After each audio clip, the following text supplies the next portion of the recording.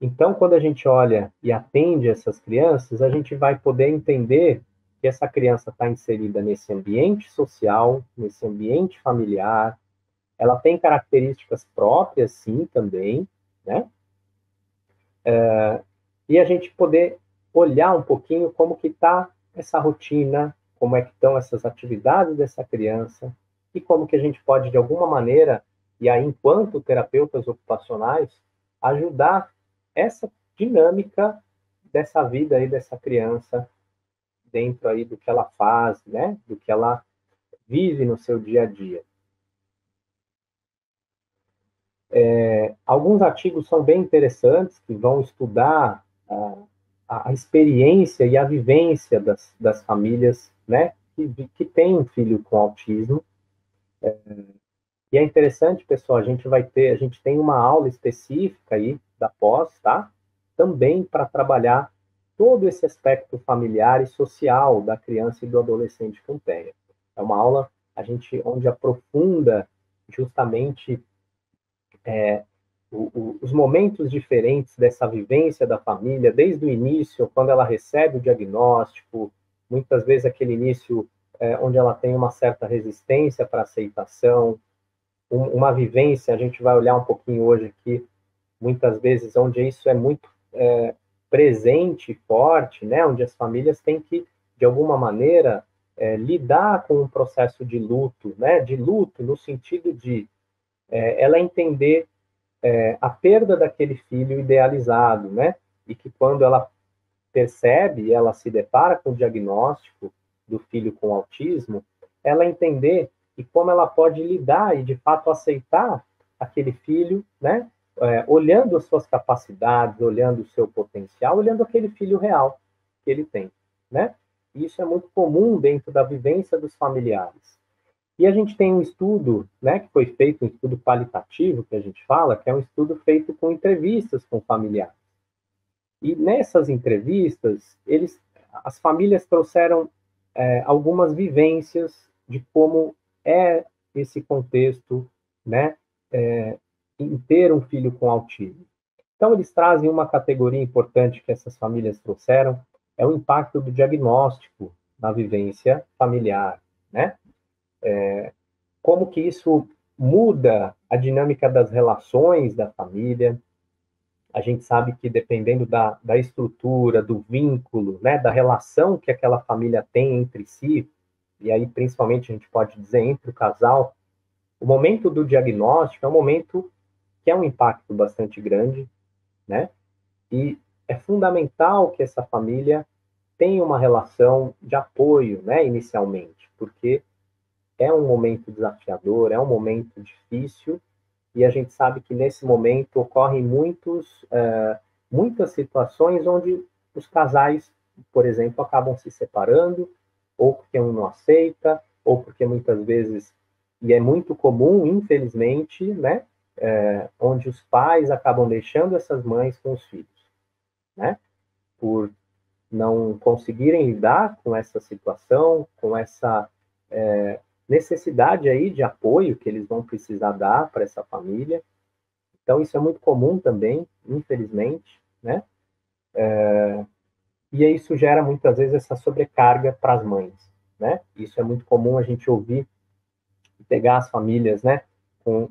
Onde essas mães, ou muitas vezes avós, né? Que vão dando esse suporte, acabam chegando aí e dando, né? Esse suporte, buscando ajuda para essa criança. E aí, nesse contexto, a gente vê que as famílias trazem muito também a falta de apoio que eles percebem, né? Então, na medida que tem a vivência com o filho com autismo, é comum que essa família cite, né, relate, que ela começa a ver que ela acaba se isolando um pouco mais. Muitas vezes, outros familiares acabam, às vezes, nem dando apoio, né? Eles se sentem, eles trazem essa vivência de se sentirem, muitas vezes, com a falta desse apoio, dentro até da própria família, com os outros familiares, né?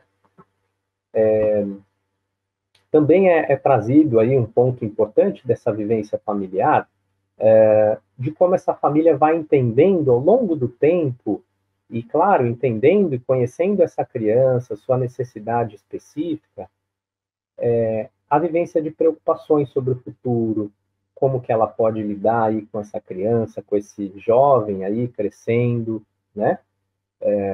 Então, a vivência dessas preocupações, algumas inseguranças, é um processo bastante presente, né, para as famílias. E, ao mesmo tempo, é trazido muito esse processo também de aprendizado e de superação, onde essas famílias também vão aprendendo com essa criança, né, vão aprendendo e criando ao mesmo tempo, ao longo desse caminho, né, de busca de apoio, do tratamento, procurando valorizar as pequenas conquistas dessa criança dentro, claro, do seu potencial, e isso estimula essas famílias muitas vezes, né, a buscar e continuarem nesse caminho aí, e justamente aí, claro que entram outros processos de apoio, como o apoio entre os próprios familiares, no sentido assim, onde as famílias acabam trocando experiências umas com as outras e se apoiando entre si. Eu digo as famílias das crianças com TEA, né? É muito comum nos serviços de saúde os familiares começarem a conversar uns com os outros, e depois a gente vai falar um pouquinho mais aqui a importância também desses grupos de apoio, né, entre familiares, entre as famílias, né, que têm filhos com autismo, justamente porque essas famílias que já têm mais experiência e vivência com a criança com autismo pode ajudar aquelas famílias que estão chegando, né, e iniciando esse caminho, tá? Dentro desse processo, a gente verifica essa transformação e como que essa família, então, vai se tornando, né? E como que ela vai se configurando nessa vivência ao longo do tempo com esse filho com autismo, tá? Dentro dessa vivência, é comum que essas famílias passem por essas etapas que a gente fala que são as etapas vivenciadas dentro de um processo de luto. Muitas vezes, inicialmente, quando percebem os primeiros sinais, às vezes já tem alguma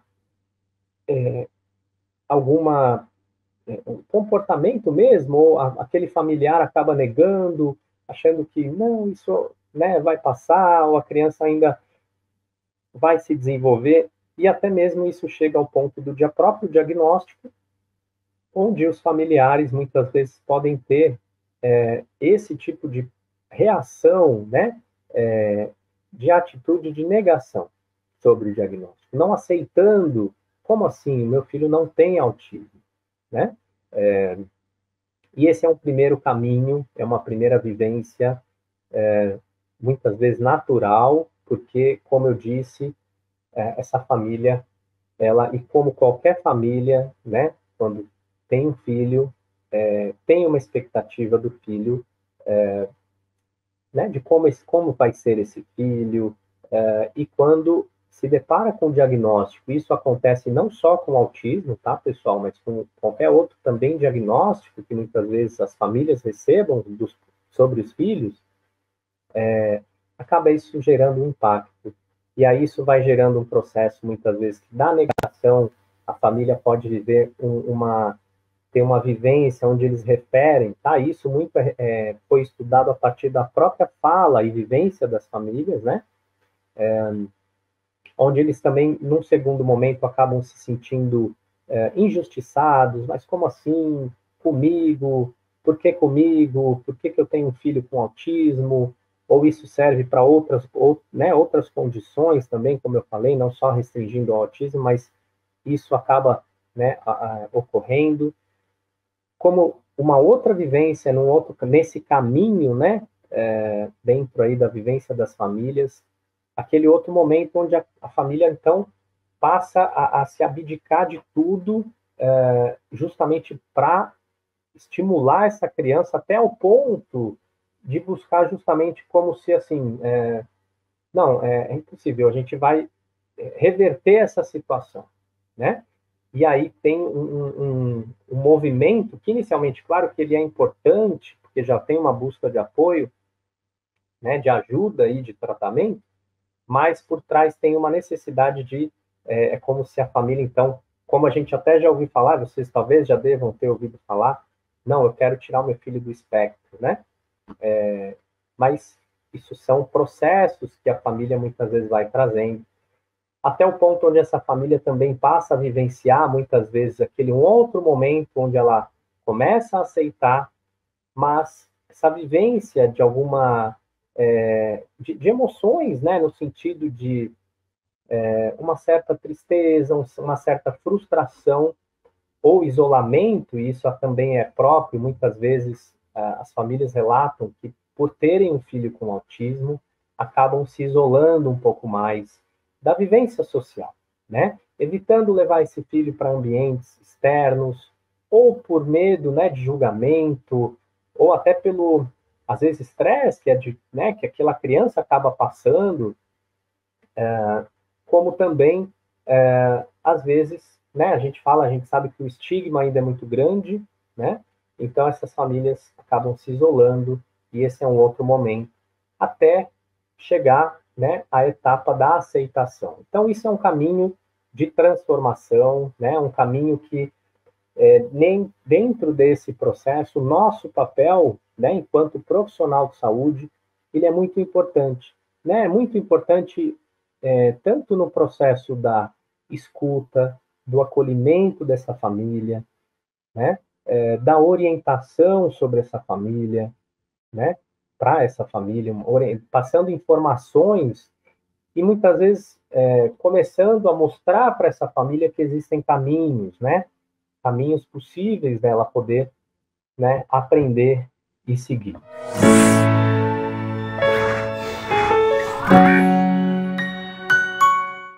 Obrigado por assistir até o final. E se você gostou desse vídeo, então não se esqueça de curtir e compartilhar com seus amigos. Isso ajuda muito a gente a disseminar o conhecimento para muito mais pessoas.